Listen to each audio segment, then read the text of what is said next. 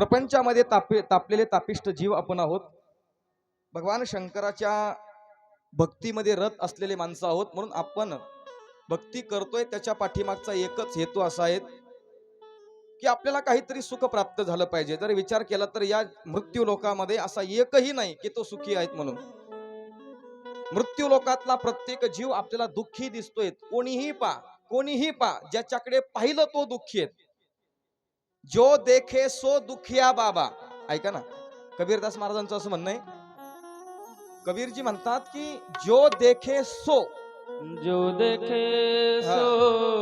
दुखिया बाबा, दुखिया कोई नहीं रे। जो देखे सो दुखिया बाबा, सुखिया कोई नहीं रे।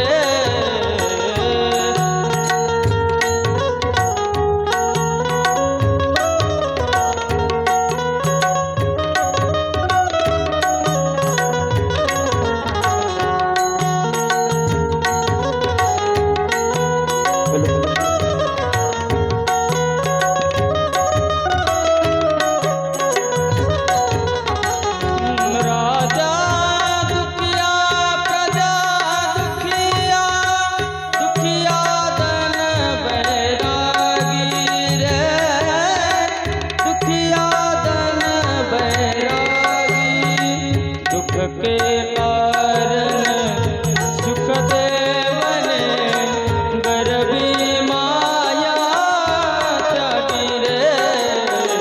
जो देखे सो दुखिया बाबा, सुखिया कोई नहीं रे। जो देखे सो दुखिया बाबा, सुखिया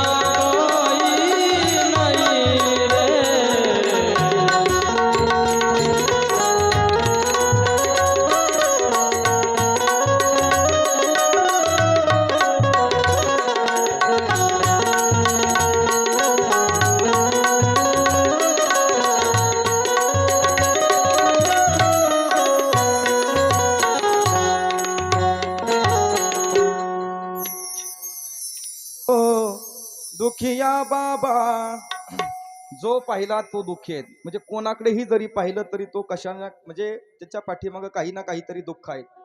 सांगू का, कबीरदास महाराजांचं असं म्हणणं आहे की राजा दुखिया, राजाही दुःखी आहेत, प्रजाही दुःखी आहेत, इथं सगळेजण दुःखी आहेत। म्हणजे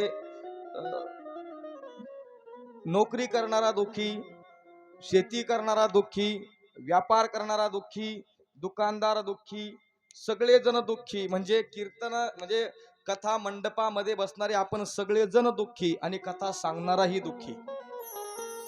दुःखी प्रत्येक जण आहेत, प्रत्येक जण दुःख आहेत। पण या दुःखाच्या पाठीमागे जर सुख प्राप्त करून घ्यायचं असेल तर त्याच्याकरता कथा कीर्तनाचे हे कार्यक्रम आयोजित केले पाहिजे की जेणेकरून 8 दिवसामध्ये आपला वेळ कसा जाईल आणि कशा पद्धतीने कथा ऐकायला मिळेल याच्यामध्ये आपण रत झालेलो असतो।